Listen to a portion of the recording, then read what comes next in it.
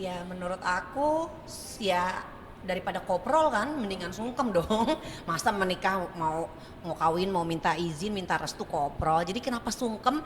Karena menurut aku sungkeman itu kan secara simbolis aja dari anak kepada kedua orang tua yang mungkin sebetulnya bisa aja kita lakukan sehari-hari seperti itu sungkem kepada kedua orang tua, tapi biasanya mungkin itu bagian dari prosesi supaya lebih menambah kesan khidmatnya, khusyuknya dan bikin lebih haru biru, ibaratnya tuh kayak ini adalah sungkem terakhir sebelum memasuki jenjang pernikahan karena kan peralihan tanggung jawab. Kalau istri sekarang ini mungkin dia harus lebih patuh kepada suaminya. Kalau suami mungkin karena udah memiliki keluarga ciptaannya sendiri, jadi keluarga yang sebelumnya itu ya itu mungkin langkah terakhir sebelum mereka mungkin fokus sama keluarga masing-masing gitu. Sungkem lah, disungkem.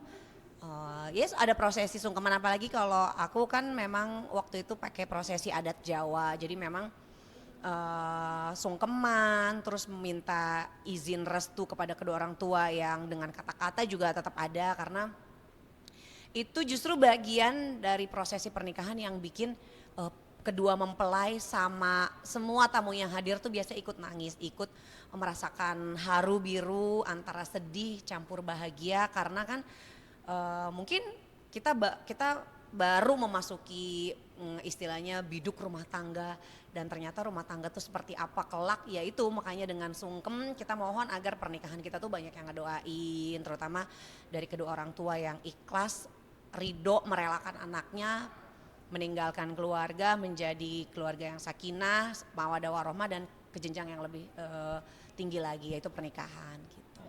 Kalau yang makna tarik ayam dalam tradisi pernikahan Sunda, Kak Vega sendiri tak enggak ya?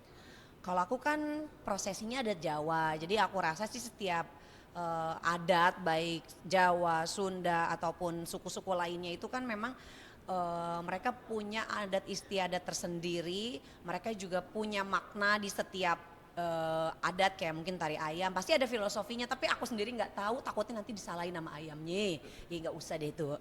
Kalau bridesmaid sendiri Kak, Ya. penting nggak sih dalam pernikahan itu sendiri?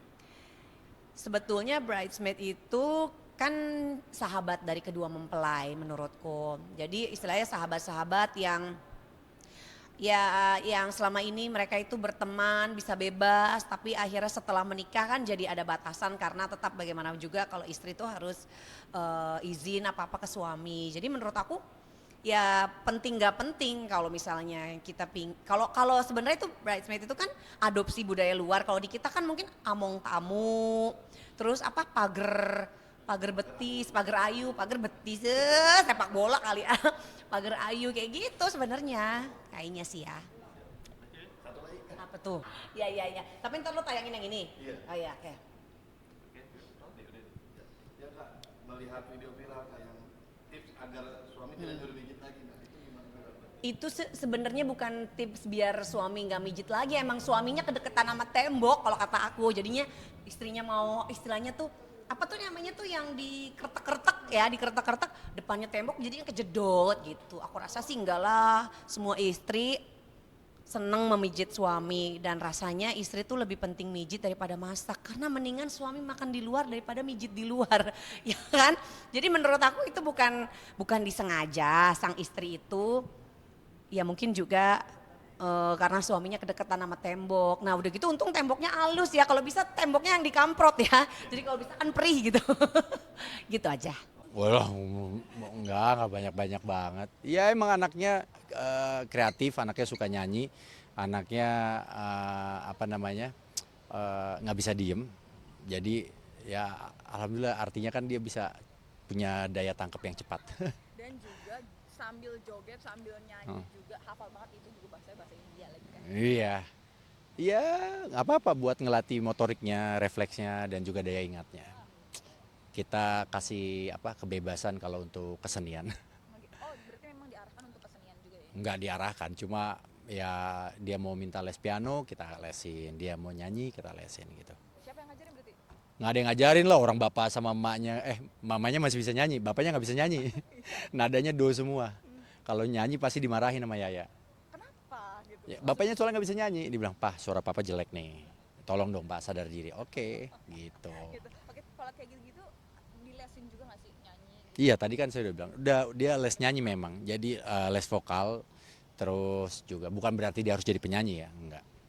Berapa lama belajar kayak gitu sih, kayak ngapal-ngapalin gitu menurut Aduh itu dia, yang bikin kita surprise adalah kita nggak tahu dia belajarnya kapan, tiba-tiba dia bisa nyanyi.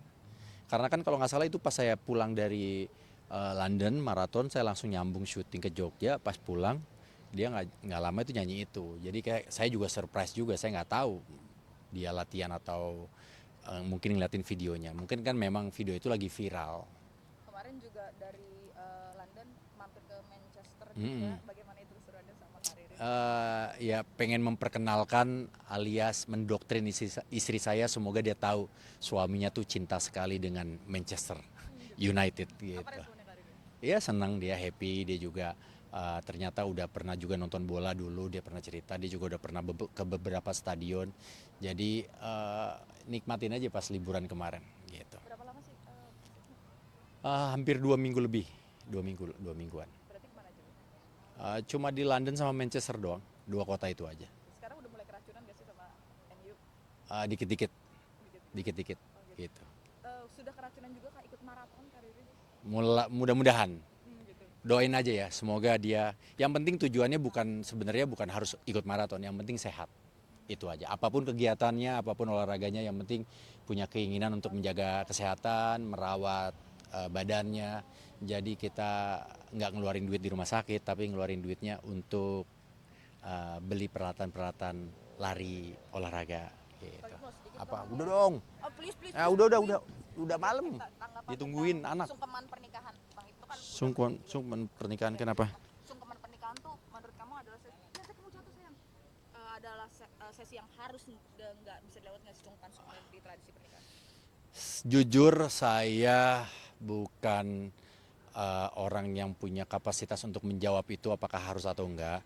Tapi kalau saya selagi orang tua yang bicara ternyata itu memang base-nya dari kebudayaan, ya kita jalanin aja. Pasti kebudayaan itu kan mengajarkan kita harusnya menjadi lebih baik.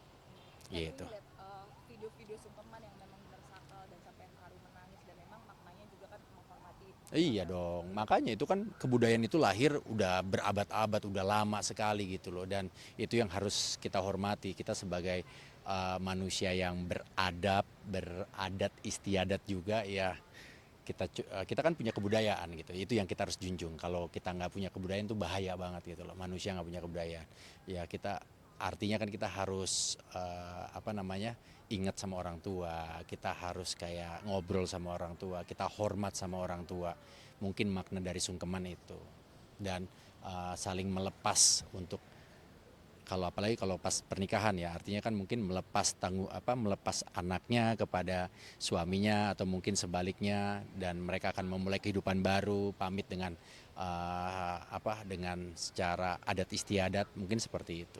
Kalau pentingnya bridesmaid, ini kan banyak juga bridesmaid, kemarin juga abis nikah juga ada bridesmaid gitu nggak sih? Nggak ada saya kan waktu itu nikah angkatan COVID. Nggak ada, jadi emang udah langsung akad, ada saksi, semuanya rukun persyaratan nikahnya lengkap, udah. Tapi ngelihat bridesmaid, ya gue kan anaknya setia. Ya, bener. Boleh di sini aja kali ya, mojok dah. Nah. Oke, siapa namanya? Bang Andres, gua mau nanya tentang video ini. Aduh, kebanyakan hidup. Akibat banyak manja cari bank makar. Sama kooperasi Ini beneran gak sih? Konten gak sih ini? konten, ya mungkin konten gitu, cuman lu anggap aja mungkin jawaban Mungkin lu bisa dari hal yang serius. relate kali ya ini ya? Iya, relate juga sehari-hari juga. Mungkin dia ngontenin karena memang hal ini relate banget Iya, dalam iya, kehidupan iya. sehari-hari mak-mak ya kan. Oke. Bang Andres ngeliat video viral tadi gimana? Lucu. Kalau sebagai konten lucu, tapi kalau real life mengenaskan ya. Tapi emang bener sih, maksudnya banyak kok. Aku juga karena aku besar di keluarga yang ekonominya sangat cukup. Jadi ngeliat tetangga-tetangga yang suka minjem koperasi bank keliling, zaman aku kecil tuh emang ada yang kayak gitu. Cuman gak ngumpet di kamar mandi, paling kabur ke rumah tetangga ngumpet. Terus nanti dia titip ke anak kayak bilang, mama gak ada ya di rumah gitu. Relate sih. Ini sampai sempet-sempetnya masuknya ke mesin. Ya takutnya kegiling ya. takut ada yang iseng muter kan ntar dia joget di dalam. Jangan ke mesin cuci. Kalau bisa sebenarnya kan abang-abang koperasinya juga kasihan, dia juga kerja. Temuin aja, emang kalau lagi nggak ada bilang nggak ada. Insya Allah sih harusnya bisa dibicarakan. Ini lagi Kang. Satu Kang. Lalu Beb. Tanggapan tentang tradisi sungkeman dalam pernikahan. Lu ngeliat sesi-sesi sungkeman pernikahan tuh kayak gimana sih? Bagus. Kayak minta restu ya, minta izin, terus kayak kita emang harus menghormati orang tua kita sebagaimana mestinya. Gitu, tapi aku nggak ngebayangin sih kalau aku nanti ngelakuinnya kayak gimana. Kayaknya gemetar kali ya. Karena sangat sakral dan sangat kayak apa ya, kayak sebagai laki-laki tuh kayak izin ke orang tua perempuannya untuk memingit ya bahasanya, minta izin gitu.